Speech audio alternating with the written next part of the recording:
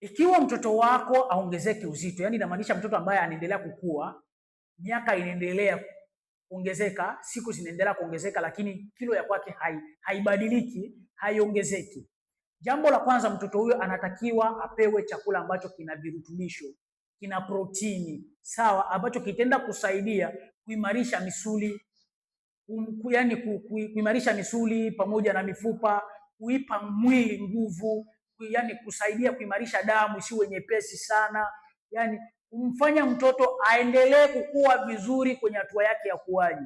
Mtoto hawezi kuendelea vizuri kwenye hatua yake ya ukuaji kama anakula chakula ambacho hakina na virutubisho, hakina na protini, yani anakula chakula ambacho hakina na hivyo vitu.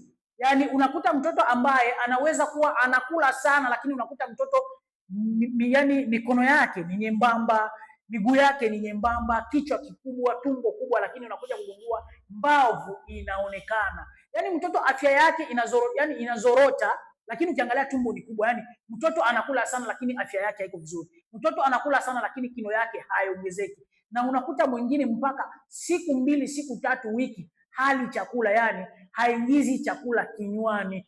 Mtoto wa aina hii ni rahisi sana yeye kutokuongezeka uzito, na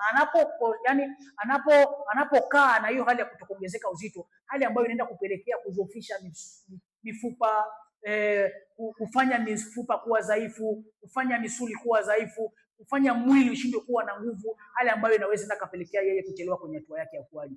Hakikisha kama mtoto wako haongezeki uzito, mtafute daktari yoyote ili aweze kukusaidia kwenye hiyo changamoto, kwa sababu mtoto huyu anaweza kushindwa kuendelea vizuri kwenye hatua yake ya ukuaji, au ashindwe kuendelea vizuri kama vile wenzake.